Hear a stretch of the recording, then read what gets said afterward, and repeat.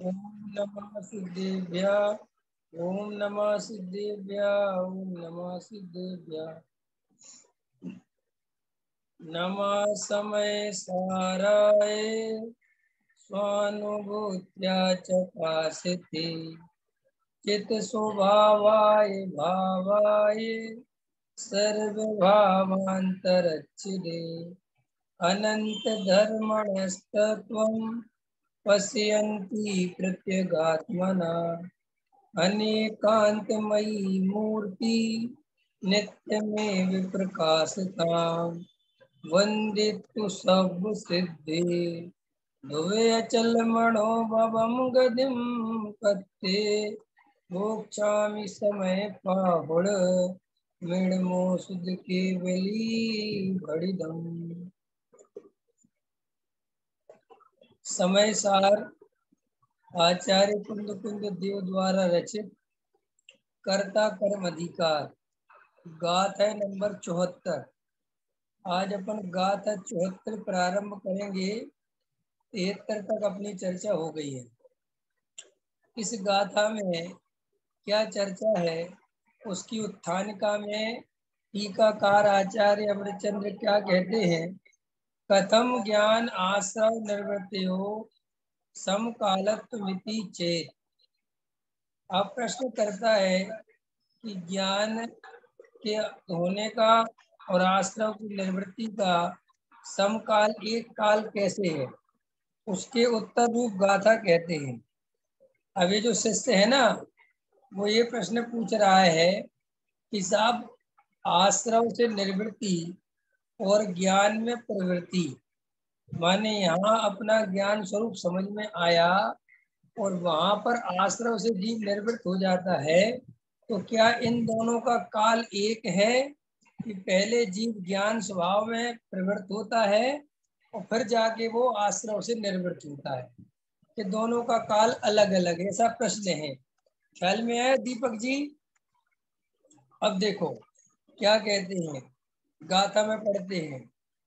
जीवण बद्धाए दे अधुव अणिचातः असरणाये दुःखा दुःख फलतिये नाधूणवंत देते हिम ये सर्व जीवन बद्ध अध्रुव शरणहीन अनित हैं ये दुख दुख पल जान के इनसे निवर्तन जीव करे। क्या कहते हैं देखो आचार्य कुंद कुंद देव पहले गाथार्थ पढ़ते हैं। यह आश्रव जीव के साथ निबद्ध है। निबद्ध है माने जीव के साथ बधा हुआ है जुड़ा हुआ है। और कैसा है यह आश्रव। अध्रुव है अनित्य है तथा असरण है और वे दुख रूप हैं। दुख ही जिनका फल है ऐसे हैं ऐसा जानकर ज्ञानी उनसे निवृत्त होता है। ये आश्रव के बारे में आचार्य कुंद कुंद बता रहे हैं अपने को। पहले तो जीव के बारे में बताया था। जीव इससे अलग है। जीव ध्रुव है नित्य है और शरणभूत है और आश्रव उससे बिल्कुल विपरीत है। जब अपन ने पहले की गाथा पढ़ी थी तब तो कहा था ना विपरीत भावम च यह जीव के स्वभाव के विपरीत है। तो कैसे हैं आश्रव। अध्रुव हैं। अध्रुव है माने सदा काल रहने वाले नहीं हैं। इनका अस्तित्व ज्यादा देर का नहीं है। इनमें अपनापन करना मूर्खता है क्योंकि ये सदा काल रहने वाले नहीं हैं। और कैसे हैं अनित्य हैं बहुत क्षण भंगुर हैं। इनके भरोसे जिया नहीं जा सकता। इनकी नित्यता की कोई कीमत नहीं है। आज है कल नहीं है। आज ये परिणाम चल रहे हैं कल नहीं चलेंगे। आज ये संयोगों के प्रति मोह है कल नहीं रहेगा। और आपने आपको चेक कर लो एक एक मिनट में पर पदार्थ अनुकूल परिणाम लगता है। एक मिनट में प्रतिकूल लगता है फिर अनुकूल लगता है फिर प्रतिकूल लगता है कि नहीं होता। अपने राग के अनुसार परिणमन हुआ वो अच्छा लगता है। अपने राग के अनुसार परिणमन नहीं हुआ तो बुरा लगता है। और ये प्रति समय ये आश्रव भाव चल रहा है, इसी का नाम आश्रव भाव है। आश्रव माने बिल्कुल पहले ही नंबर पर सीख लो, क्योंकि आश्रव की चर्चा कर रहे हैं ना अपन, तो पहले नंबर पर जो भी ये स्वाध्याय उनको पता होना चाहिए आश्रव माने क्या। आश्रव माने अंदर चलने वाले राग द्वेष के परिणाम। क्रोध मान माया लोभ राग द्वेष, ये जो कुछ भी हमें परिणाम चलते हैं, इन सब का एक नाम है आश्रव। वे अनंत प्रकार के परिणाम हो सकते हैं, असंख्यात प्रकार के परिणाम हो सकते हैं, हजारों प्रकार के परिणाम रात और दिन चलते हैं, वे सब आश्रव भाव हैं। अब आचार्य अपने को ये समझाने की कोशिश कर रहे हैं कि तुम जिन आश्रव भाव में रात और दिन अपना उपयोग खराब कर रहे हो, उस रूप अपनी को मान रहे हो, अनुभव कर रहे हो, तो वे आश्रय भाव की स्थिति है क्या, उनका असली स्वरूप क्या है। तो कहते हैं अध्रुव हैं, अनित्य हैं तथा अशरण हैं। माने उनकी शरण नहीं पा सकते। आज तुम जिस राग के भरोसे जी रहे हो और खुश हो रहे हो, वो राग कल नहीं रहेगा। फिर क्या करोगे।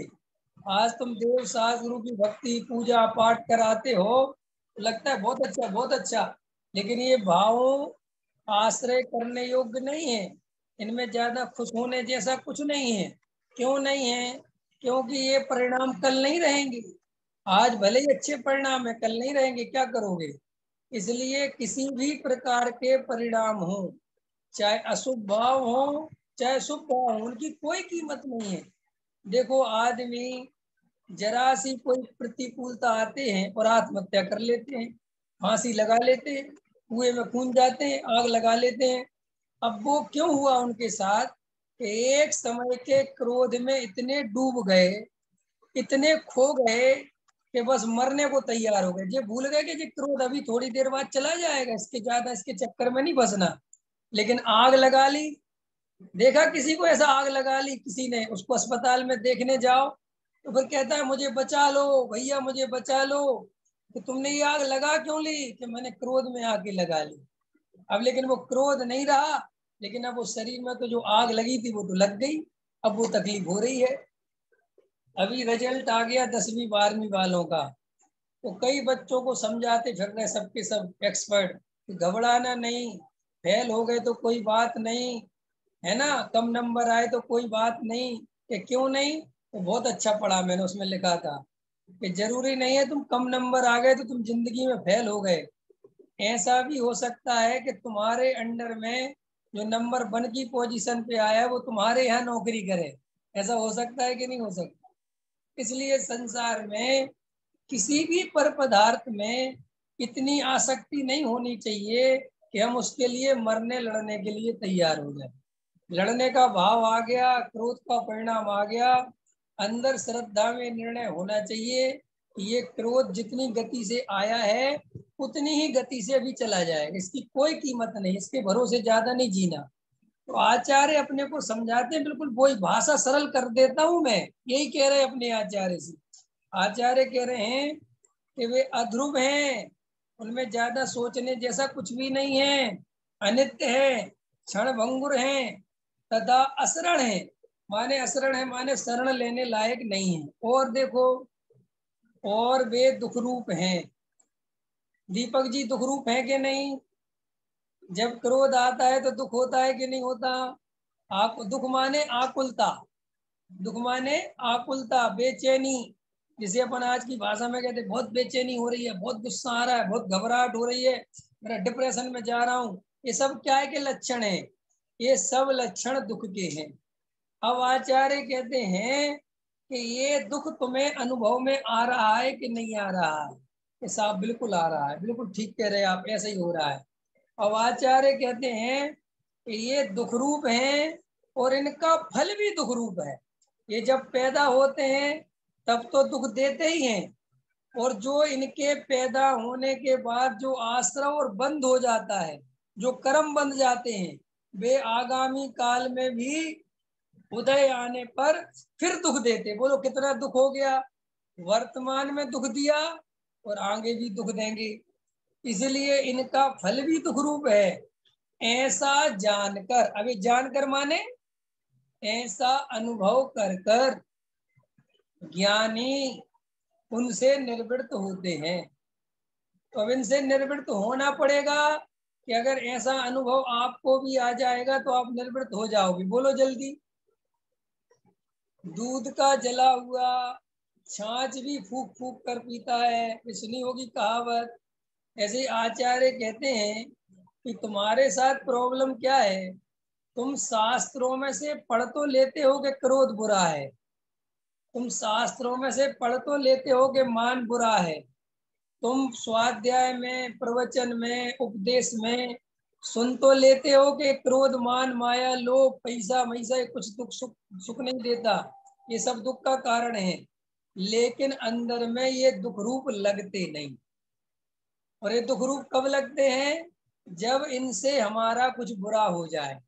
अभी पीछे के प्रवचन में मैंने कहा था, क्रोध हमें जब बुरा लगता है जब हम क्रोध किसी पर करें और वो हम पर भारी पड़ जाए। नहीं समझे आप? आपने रिक्शे वाले पर क्रोध किया और रिक्शा वाला बेचारा चुपचाप आपकी सुन के चला गया और बाबूजी बाबूजी करता रहा, तो बाबूजी को बिल्कुल नहीं लगता कि क्रोध बुरा है। बाबूजी कहते हैं इनको दबा के रखना बहुत जरूरी है, सिर पे चढ़ जाएंगे वरना। बोलो, अभी क्रोध अच्छा हो गया और अभी रिक्शे वाले ने तुरंत चाकू निकाल लिया, तुरंत डंडा निकाल दिया, बोले बाहर निकल तू गाड़ी में से। तो उस समय लगता है अरे मैं किस रिक्शे वाले के मुंह लग गया, क्रोध तो बहुत बुरी चीज है, पंडित जी रोज ही पढ़ाते हैं क्रोध नहीं करना चाहिए। तो ये क्रोध तुम्हें बुरा नहीं लगा, ये तो तुम्हारे क्रोध करने पर उसका रिजल्ट बुरा आ गया, तो तुम कहते हो क्रोध बुरा है। ऐसे ही मान कसाय, मान सम्मान जब तक मिलता रहता है तब तक कोई कुछ नहीं कहता, बड़ा खुश होता है। और जब अपमान मिलता है तो कहता है अरे मान बहुत दुख रूप है, मान में क्या रखा, अरे अच्छे अच्छे सेठ मर गए मान में, सिकंदर मर गए, अकबर मर गए, सब मर गए, कुछ नहीं रखा, ऐसी बातें बनाता है। ये सब अंदर से अपने को ठगते हैं, ये सब अपन। याद रखना, हम अच्छी बातों का उपयोग इस तरीके से करते हैं, अंदर से जब हमारे अनुकूल परिणमन चल रहा होता है तब नहीं करते हम। बोलो पंकज जी, ऐसा होता है कि नहीं होता है? अभी एक पीछे प्रवचन मैंने बोला था कि तुम हर चीज बुद्धि से समझते हो और उसको बुद्धि के लेवल पे ही समझ देते हो कि हमने समझ लिया, और वो हृदय तक नहीं उतरती। हृदय पे कैसे उतरेगी? कि जब वो तुम्हारे अनुभव में आएगी तो हृदय पे उतरेगी। हमने कहा बेटे गरम गरम दूध नहीं पीना, जीभ जल जाएगी।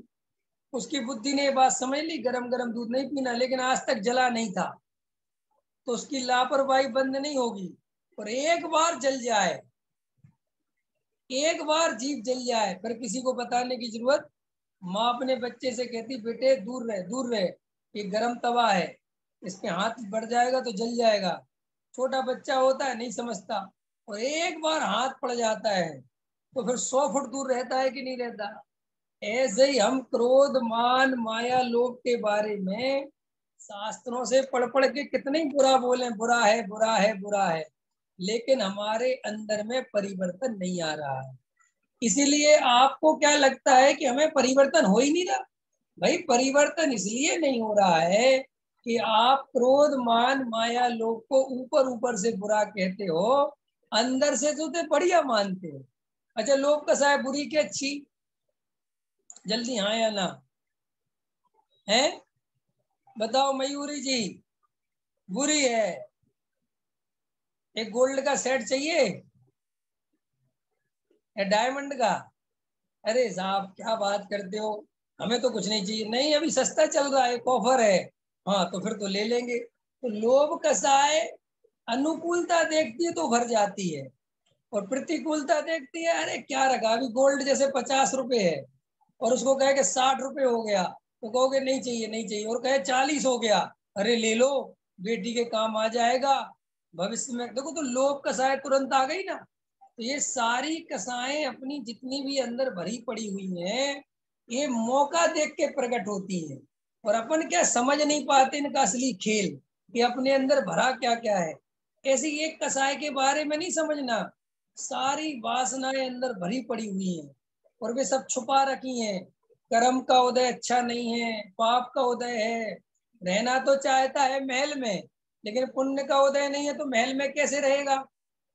वो महल वालों को गाली देता है, अरे क्या रखा महल में, हमने देख लिया महल वाले जो है नरकों में जाते हैं।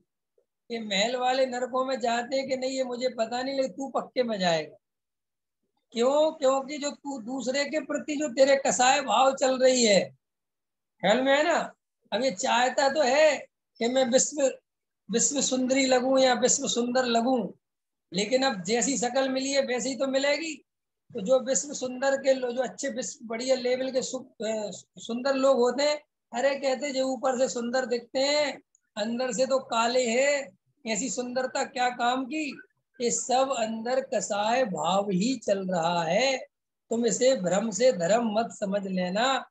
तुम अगर परिग्रह वालों से चिढ़ते हो तो कहीं ना कहीं तुम्हारे अंदर परिग्रह की बहुत वासना है। अगर तुम रूप वालों से चिढ़ते हो तो कहीं ना कहीं तुम्हारे अंदर रूप की बहुत वासना है। अंतर समझ में आया? तुम किसी का मान सम्मान मिल रहा है और तुम्हें लगता है अरे नंबर 2 की कमाई है ये सेठियों की, तो तुम्हारे अंदर बहुत मान कसाय भरी पड़ी हुई है। जो जीव दूसरों को देख देख के किसी भी रूप में परेशान हुए, चाहे पॉजिटिव चाहे नेगेटिव, याद रखना अंदर वहीं के वहीं है। कुछ बहन पूछ रही है, क्या पूछ रही? शादी में क्या पूछा? अभी पढ़ लेता हूँ, मैं भूल गया हूँ।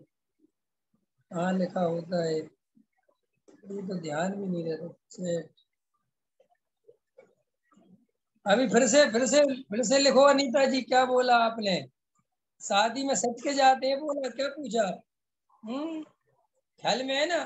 तो मैं ये सब क्यों बोल रहा हूँ कि आप शादी में एक की जगह 4 सब्जी खा जाते हैं। अच्छा अच्छा ऐसा ठीक है ठीक है। अब वो तो ठीक है, 4-6 वो सब्जी वब्जी तो बहुत आगे की बात है। अभी अपने अंतरंग में अपने को, ये अपन अभी मैं इसलिए बोल रहा हूँ कि अपन यहाँ पढ़ के बोलेंगे तो आश्रव बुरा है, लेकिन पुण्य के उदय में कुछ भी बुरा नहीं लगता। ये सब जो कुछ बुरा लगता है ये पाप के उदय में लगता है। अंतर समझ में आया कि नहीं आया है? ये जीवन की सच्चाई है, थोड़ा समझो। तो आचार्य अपने से कहते हैं कि ऐसा जानकर माने ऐसा अनुभव कर कर। मैं इस पे जोर बार बार दे रहा हूँ क्योंकि सारा जगत बुरी बातें बुरी हैं ये सब जानते हैं, कौन नहीं जानता। मायाचारी बुरी है, बेईमानी बुरी है, झूठ बोलना बुरा है, सब कौन नहीं जानता ये सब बात। लेकिन अंदर वो ही चलता रहता है। क्यों चलता रहता है? कि हम ऊपर से तो बोलते हैं, अंदर ये मान्यता पड़ी रहती है कि पैसा वैसा झूठ बोले बिना नहीं आएगा, थोड़ा बहुत होशियार बनना पड़ेगा, न समाज के लोग दुनिया खा जाएगी। ये सब हम अपनी कसायों को पुष्ट करते हैं। पकड़ में आया? चलो अब टीकाकार क्या कहते हैं। ये तो अपन ने आचार्य कुंद कुंद देव की बात पढ़ी। तो ऐसा जानकर ज्ञानी उनसे निर्वृत्त होता है। अब मेरा प्रश्न है, निर्वृत्त होता है कि गारंटी से निर्वृत्त हो ही जाएगा? बोलो। अरे निर्वृत्त, जब आपका आग में हाथ जलेगा तो आग से हाथ हटाओगे कि हटाना पड़ेगा? पड़ेगा पड़ेगा नहीं, कब हट जाएगा आपको पता भी नहीं चलेगा। तो आचार्य कहते हैं कि ये तुम्हें आश्रव की असली स्थिति समझ में आ जाए, कसायों का दुख भाषित हो जाए, तो तुम्हें अपने आप ये कसाएं दुख रूप दिखेंगी। इनको छोड़ने नहीं जाना पड़ेगा, ये अपने आप ही छूट जाएंगी। और जो दुख रूप नहीं लगती हैं इसलिए बेहोशी में जीते रहते हैं और बोलते भी रहते हैं क्रोध बुरा है, क्रोध बुरा है, क्रोध बुरा है। उससे होता कुछ नहीं, वो क्रोध करते भी रहते हैं रात और दिन। अब देखो टीका, वृक्ष और लाख की भांति बद्ध घातक स्वभाव पना होने से आश्रव जीव के साथ बंधे हुए हैं। देखो क्या कहते हैं पहली लाइन में, ये पुराने जमाने का उदाहरण है, आप लोगों ने देखा नहीं देखा। एक वृक्ष होते हैं, वृक्ष में एक गोंद जैसी लाख पैदा हो जाती है और वो क्या करती है, वो वृक्ष को ही खा जाती है, वृक्ष को बिल्कुल खोखला कर देती है। तो आचार्य कहते हैं जैसे वृक्ष में वो लाख नामक चीज पैदा होती है और वो वृक्ष को ही बर्बाद कर देती है, ऐसे ही जीव में आश्रव पैदा होते हैं। होते जीव में ही पैदा है, कहीं बाहर से नहीं आते। ये राग देश जीव स्वयं करता है, लेकिन ये राग देश इस जीव को अनंत दुखी करते हैं। इसकी सत्ता तो नाश नहीं कर पाते, लेकिन नाश करने जैसा ही कर देते हैं। माने जीव अपने स्वरूप को भूला रहता है, उन्हें राग देश में पड़ा रहता है। तो आचार्य कहते हैं कि ये उसका नेचर जानना, किसका, आश्रव का। पकड़ में आया रोमित जी। किंतु अवृद्ध स्वभाव भावत अभाव होने से जीव नहीं है। वो कहते हैं कि साहब जीव में पैदा होते हैं, जीव को बर्बाद भी करते हैं, लेकिन कोई ऐसा समझे कि जब जीव में पैदा होते हैं तो जीव ही होंगे, तो वो कहते नहीं, जीव में पैदा होते हैं लेकिन ये जीव का स्वरूप नहीं है। जीव का स्वभाव, जीव का स्वरूप, जीव की नेचर बिल्कुल आश्रव से विपरीत है। पकड़ में आया। इसलिए वो कहते हैं अवरुद्ध स्वभाव के अभाव के कारण इसका जो स्वभाव है आश्रव का, वो जीव के बिल्कुल विरुद्ध है, इसलिए ये जीव ही नहीं है। और देखो, लाख के निमित्त से पीपल आदि वृक्ष का नाश होता है, लाख घातक है और वृक्ष बद्ध घात होने योग। इस प्रकार लाख और वृक्ष का स्वभाव एक दूसरे से विरुद्ध है, इसलिए लाख वृक्ष के साथ मात्र बंधी हुई ही है, लाख स्वयं वृक्ष नहीं है। इसी प्रकार आश्रव घातक है और आत्मा बद्ध है। इस प्रकार विरुद्ध स्वभाव होने से आश्रव स्वयं जीव नहीं है। आश्रव मृगी के वेग की भांति बढ़ते घटते होने से अध्रुव है। अभी जो पहला विशेषण आया था दीपक जी, अध्रुव है, तो अध्रुव क्यों है? तो वो कहते हैं कि जैसे मृगी का वेग होता है, मृगी के रोगी को देखा आपने कभी? सुना तो होगा कम से कम, मृगी वाले को देखा नहीं होगा तो एक मृगी का रोग होता है, वो अचानक चक्कर आता है उसमें, अचानक। और वो पानी को देखकर और आग को देखकर बहुत ज्यादा आता है, क्योंकि पानी में जैसे ही मृगी के रोगी का पानी की तरफ ध्यान गया और वहां पे ऐसी स्थिति बनती है, उसको एकदम चक्कर आता है। इसलिए मृगी के रोग वाले को पानी और आग से दूर रहने की हिदायत दी जाती है। तो वो कहते हैं कि मृगी का वेग कैसा होता है कि कभी एकदम बढ़ जाता है और कभी घट जाता है, इसलिए उस रोग पे बिल्कुल भी कभी भरोसा नहीं कर सकते कब क्या हो जाए। ऐसे ही आचार्य कहते हैं कि ये आश्रव भी बिल्कुल मृगी के वेग की भांति है, कब तेज हो जाए, कब मंद हो जाए, कब क्रोध अचानक से तेज हो जाए, कब क्रोध बैठ जाए, कब मान कसाय तीव्र हो जाए, कब मायाचारी हो जाए, कब लोभ कसाय हो जाए। और ये चार कसाय हैं जीव के साथ, और ये चार शत्रु जीव के ऐसे हैं कि अगर क्रोध नहीं होगा तो मान हो जाएगा, मान नहीं होगा तो मायाचारी हो जाएगी, मायाचारी नहीं होगी तो लोभ हो जाएगा। माने एक ना एक से घिरा रहेगा। इसको टोडामल जी साहब ने एक बहुत अच्छा उदाहरण दिया है, बहुत आनंद आता उनका उदाहरण एक है। टोडामल जी ने इसको समझाने के लिए एक उदाहरण दिया कि जैसे एक व्यक्ति कोई चोर है और उसको मारने वाले 50 पुरुष हैं, 50 व्यक्ति हैं, तो 50 में क्या होता है कि 10 पीटते हैं, 10 थक जाते हैं तो दूसरे 10 पीटने लगते हैं, दूसरे 10 थक जाते हैं तो तीसरे पीटने लगते हैं, तीसरे 10 थक जाते हैं तो चौथे पीटने लगते हैं, और वे चौथे थकते हैं तो पहले वाला फिर पीटने लगता है। तो बेचारा एक समय भी बिना पिटे नहीं रहता। ख्याल में है कि नहीं आया है? ऐसे ही अपन एक एक समय को नोट करो, तो कभी क्रोध आ जाएगा, क्रोध नहीं आएगा तो मान कसाय आ जाएगी, मान कमजोर पड़ेगा तो मायाचारी चलने लगेगी। मायाचारी तो अधिकतर जब कुछ नहीं चल रहा हो तो मायाचारी चलती। मुंगेरी लाल के सपने देखे आपने? लोभ कसाय और मायाचारी, ये दो कसाय ऐसी हैं कि जीव एसी में भी बैठ के शांति से करता रहता है और किसी को पता नहीं चलता। ख्याल में है कि नहीं आया? बैठे हैं मुंगेरी लाल, सपने देख रहे हैं, गाड़ी ले लेंगे, बंगला ले लेंगे, मकान ले लेंगे, ये ले लेंगे, अगर पैसा आ गया तो। ये कौन सी कसाय में मर रहा है? लोभ कसाय में। और अपन उनसे ऐसी बात करेंगे, उनको ऐसा करेंगे, उनको ऐसे फंसाएंगे, उनको ऐसे झांसा देंगे। ये मायाचारी के परिणाम चल रहे हैं और ये सब इन्हीं चार कसायों के बीच में रुलता है। क्योंकि मान कसाय उत्पन्न होती है भीड़ में। कहाँ उत्पन्न होती है मान कसाय? और क्रोध कसाय भी उत्पन्न होती है, एक की जगह दो होने चाहिए। लेकिन ये लोभ और मायाचारी, इसके लिए किसी की जरूरत नहीं है, एकांत में बैठे बैठे भी बहुत शांति से कर सकता है। तो ये चार कसाएं आचार्य भगवंत कहते हैं कि प्रति समय जीव को तकलीफ दे रही है, दुख दे रही है। एक समय ऐसा नहीं है जब जीव इन कसायों से रहित हो रहा है और चारों के द्वारा पीटा जा रहा है, तकलीफ पा रहा है।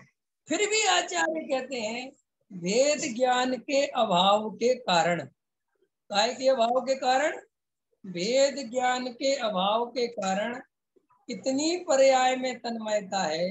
आत्मज्ञान नहीं होने के कारण क्रोध आया तो मैं क्रोधी हो गया ऐसा अनुभव करता है। मान आया तो मैं सेठ हो गया, मैं ये हो गया, मैं बड़ा हो गया ऐसा अनुभव करता है। देखना मैं अंतर कर रहा हूँ। आपको लोग ऐसा समझाएंगे कि क्रोध में क्रोधी अनुभव करता है, मान में मानी अनुभव करता है। ऐसा नहीं कह रहा हूं मैं, सिर्फ क्रोध में क्रोधी अनुभव करता है। माँ की तीन में कुछ अनुभव नहीं करता, तीन में उल्टा अनुभव करता है। जैसे मान कसाय खूब चढ़ रही नशे में, तो मान कसाय में अपने को बड़ा अनुभव करता है, मैं कुछ हूँ। ख्याल में है ना? और मायाचारी में तो पता ही नहीं चलता, बैठे बैठे करता रहता है, करता है, उसे नहीं चलता मैं मायाचारी हो गया। कोई भी मायाचारी करने वाला मैं मायाचारी हूं ऐसा मानता ही नहीं। कम से कम क्रोध करने वाला तो मान भी लेता। रोमित जी आपको पता है मुझे बहुत गुस्सा आता है, ऐसा मैं आपसे कह भी दूंगा। अच्छा विवेक जी आपको भी गुस्सा आता है? अरे आप तो पंडित जी हो यार, आपको तो नहीं आना चाहिए। अरे नहीं, मुझे बहुत गुस्सा आता है और पहले तो बहुत ही आता था, अब तो बहुत कम हो गया। लेकिन मेरे को जो मायाचारी चलती है वो मैं बिल्कुल नहीं बताऊंगा। ये रोमित जी मैं मायाचारी हूँ बहुत ज्यादा, ये बताऊंगा मैं? ये नहीं बताऊंगा। क्योंकि क्रोध बताने में ज्यादा बदनामी नहीं होती। लोग तो क्रोध बताते हैं, मैं इतना क्रोधी हूँ, मैं किसी को नहीं छोड़ता। क्योंकि क्रोध कसाय जगत में बताने में थोड़ी मान कसाय की पुष्टि होती है। थोड़ा ऐसा लगता है पावरफुल हूँ मैं, मेरे सामने कोई घर वाला बोल नहीं सकता। मैं जब घर में जाता हूँ ना तो एकदम पूरे घर वाले लाइन से लग जाते। देखो ये नहीं कहता तू हिटलर है, तू पापी है, ये ऐसा कोई नहीं कहता। सब कहते अरे अरे अरे बहुत आपकी तो बहुत चलती है घर में, और बड़ा खुश होता है।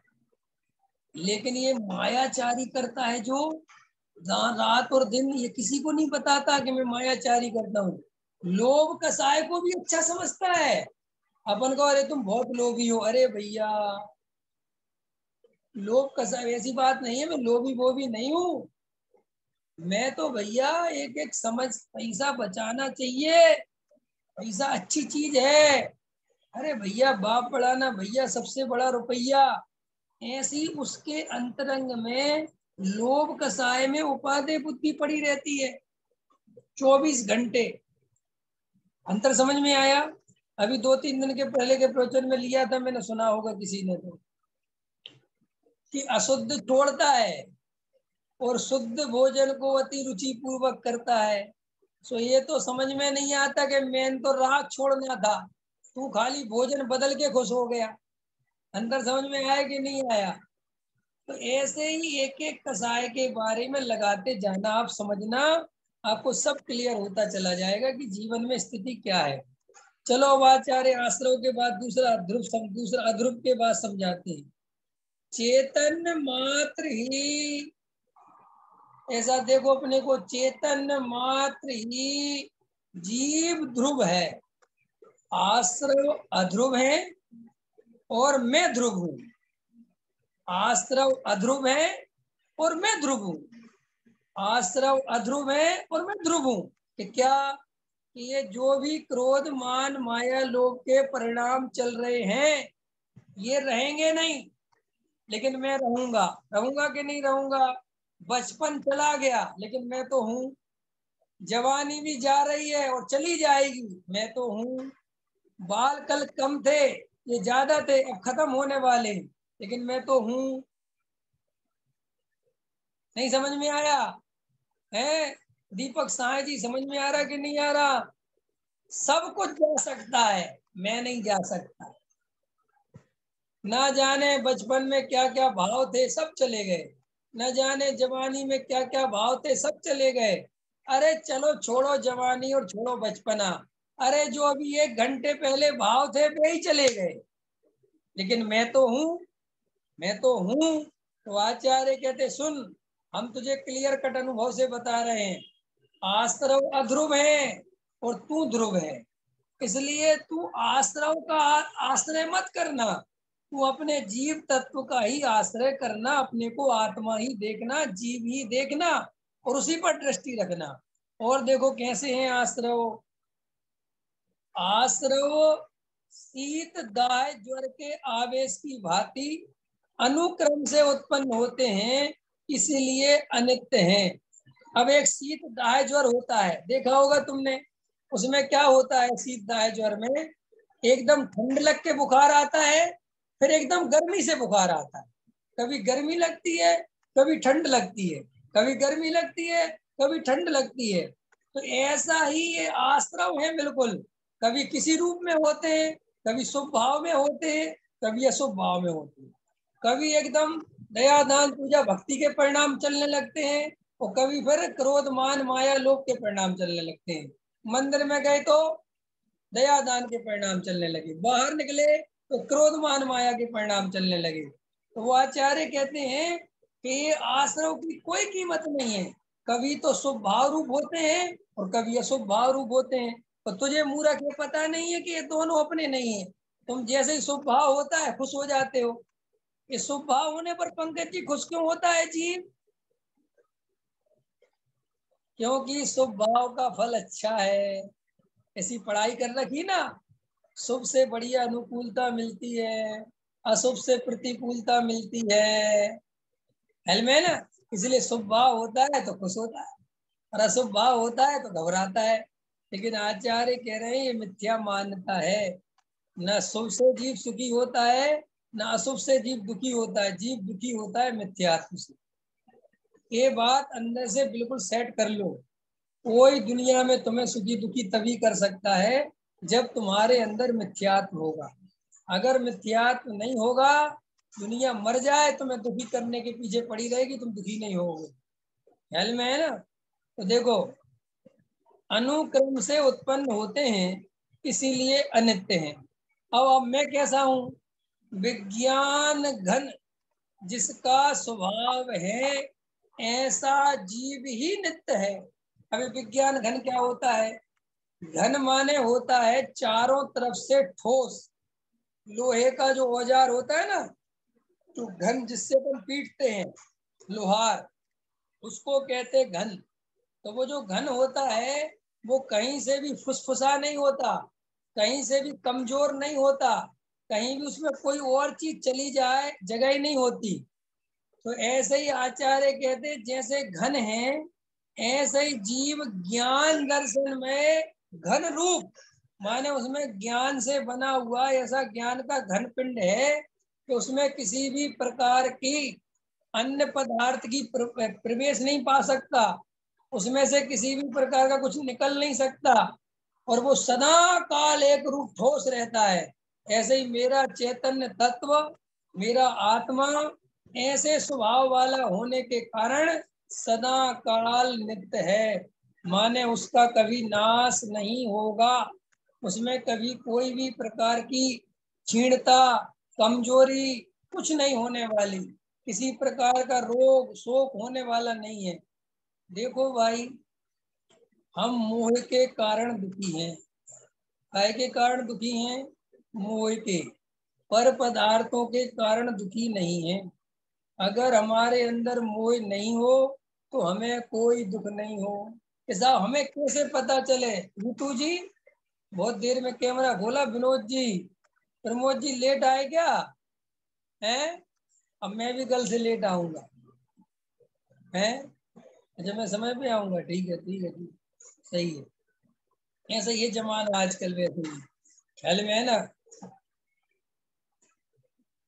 तो मैं सदाकाल एक रूप ध्रुव रहने वाला पदार्थ, विज्ञान घन स्वभाव वाला हूँ। अब आचार्य कहते गहराई से विचार करो तो मैं जो भी कसाएं चलती हैं उनसे क्या तुम्हें सुख मिलता है? कभी मिला है आज तक? कहीं से सुख आया है उनसे? और देखो, मोह ही दुख देता है। ये बात कैसे अपन समझे? पर पदार्थ दुख नहीं देते, मोह दुख देता है। तो लोगों को क्या लगता हमारे अंदर? हमें कैसे पता चले कि मोह दुख देता है? देखो, इसके लिए सरल उदाहरण देता हूँ। आपके बच्चे को रोग हुआ हो तो तुम दुखी होते हो, और वही रोग पड़ोसी के बच्चे को हुआ हो तो तुम दुखी नहीं होते। अगर रोग दुख का कारण है तो पड़ोसी के बच्चे को वही रोग हुआ तो तुम्हें दुख क्यों नहीं हुआ? और वही रोग जब तुम्हारे बच्चे को हुआ, अभय कुमार जी, तो फिर दुख क्यों हुआ? क्योंकि तुम्हारा बच्चा है, ये जो मोह है ये दुख पैदा करता है। और मेरा बच्चा है ही नहीं, ये जो भेद ज्ञान है तो ये दुख पैदा नहीं करता। कितना सरल है। आचार्य कहते हैं बिल्कुल सरल। तुम्हारे अंदर जितना मोह है तुम इसलिए दुखी हो। इसलिए पर पदार्थ दुख के कारण है, ये भ्रम मत पालो। इससे क्या फायदा होगा? तुम अगर ये बात निर्णय में आ जाए कि मैं पर पदार्थों के कारण दुखी नहीं हूँ, मैं अपने मोह के कारण दुखी हूँ, तो तुम जो ताकत पर पदार्थों को बदलने में लगा रहे हो, या पर पदार्थों को अपने अनुसार परिणमन कराने में जो ताकत लगा रहे हो, वो ताकत लगाना बंद हो जाएगी। एक बात। फिर दूसरी बात, जब आपको ये निर्णय बन जाएगा कि मेरा मोह मुझे दुख दे रहा है और कोई कारण नहीं है दुख का, तो ये मोह का नाश कैसे हो? ये निर्णय बनेगा, मोह के नाश करने की स्थिति बनेगी। और जब मोह का नाश करने की स्थिति बनेगी तो तुम तत्व ज्ञान समझोगे। ये मोह का नाश तत्व ज्ञान से होगा तो ऑटोमेटिक सुखी होने का मार्ग खुल जाएगा। और जब तक ऐसा लगेगा कि ये पर पदार्थ से सुख मिलने वाला है अथवा दुख मिलने वाला है, तो सारी ताकत काय पे लगा रहे हो? पर पदार्थ पे। देखो, एक कहानी सुनाता हूँ। एक आदमी था, वो रोज लकड़ी लेने जंगल जाता। ख्याल में है ना। बेचारा गरीब आदमी था, लकड़ी लाता था जंगल से, बाजार में आके बेच देता था और अपना घर घर खर्च चलाता था। वहीं उसी जंगल में जहाँ वो लकड़ी लेने जाता था, एक साधु वहां आता था घूमने के लिए, समझ लो। और कई दिन से बरसात हो गई तो वो लकड़ी लेने नहीं जा पाया, और बेचारे की बहुत स्थिति खराब हो गई। लकड़ी उसका घर चलता था। बहुत मुश्किल, बहुत दिन बाद वो लकड़ी खरीदी। साधु ने कहा, बहुत दिन बाद आए लकड़ी लेने। बोले साहब, पानी बारिश हो रही थी, बहुत परेशान हूँ। बोले अच्छा अच्छा। बोले एक बात बता, तो ये लकड़ी लेने आता है यहाँ पर, इसका थोड़े आगे क्यों नहीं जाता? तो यहीं से आके चला जाता है। बोले साहब, आगे नहीं जाता मतलब क्या? अरे बोले जाके तो देख। तो साधु की बात मान के आगे चला गया, और आगे उसको तावे की खदान मिल गई। काय की खदान मिल गई? तावा, कॉपर खदान मिल गई। बड़ा खुश हो गया, ओ हो गया, हो गया।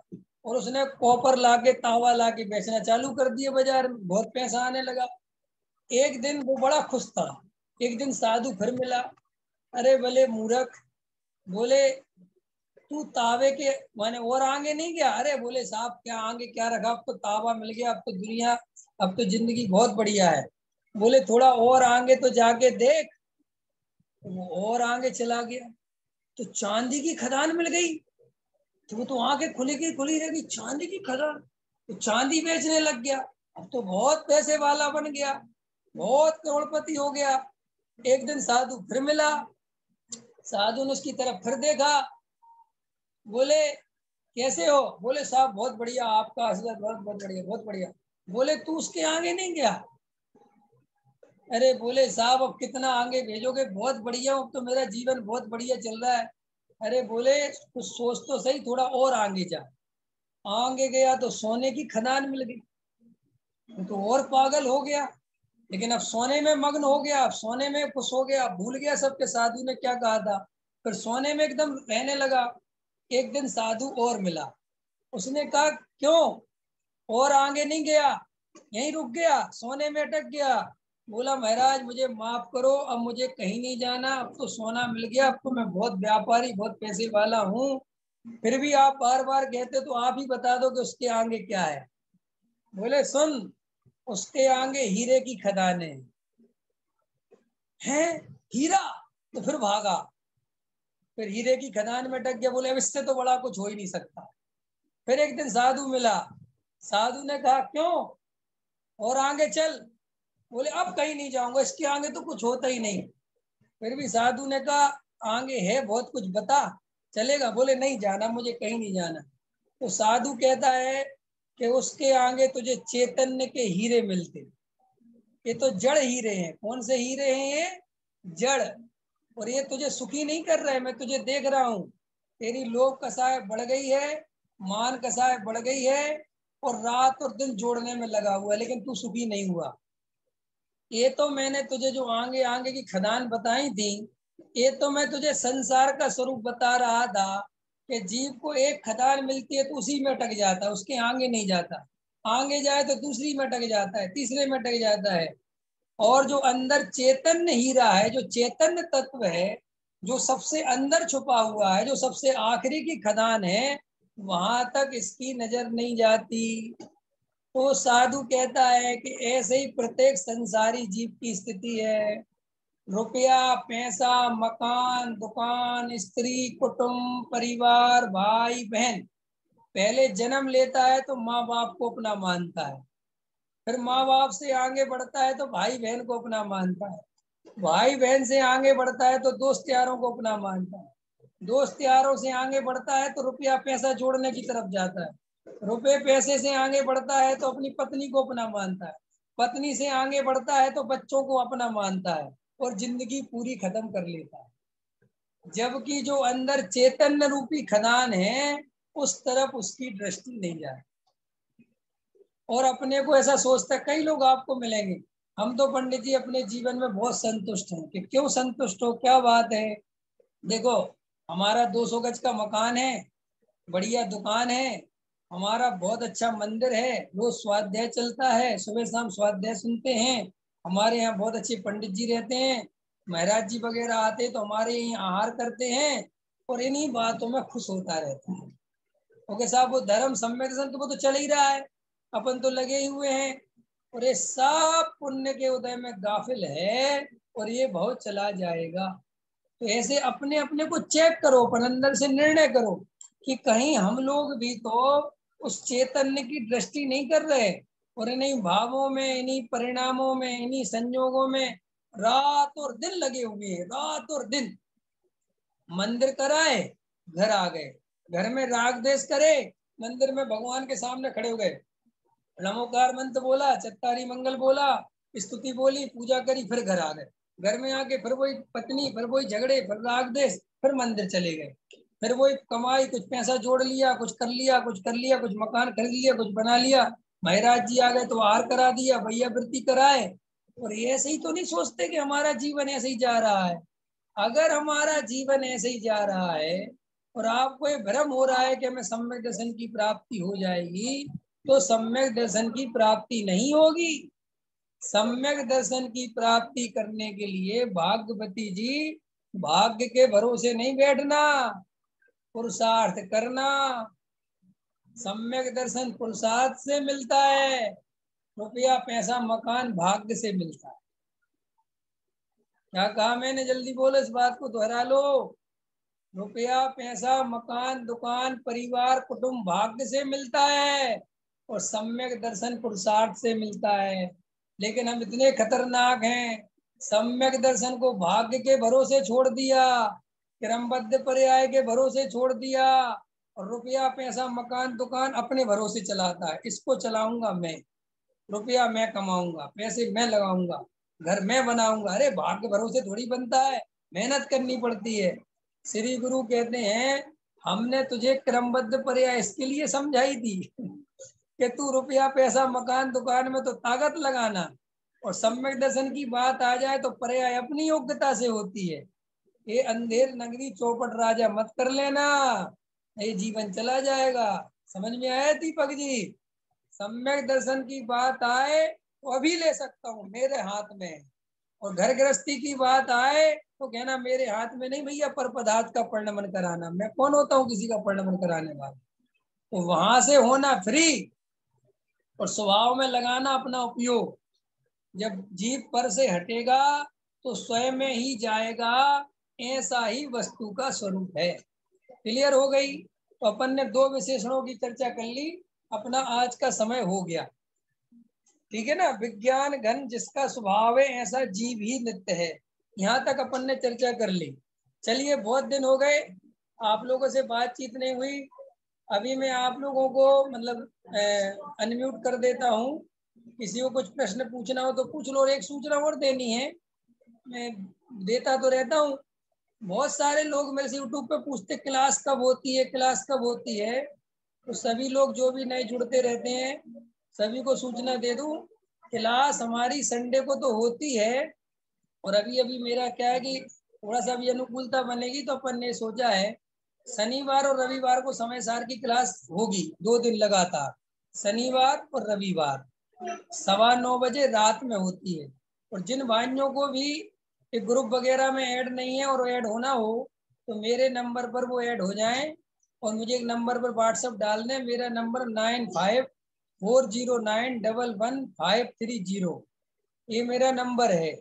मैं फिर से बोल दूं 9540911530।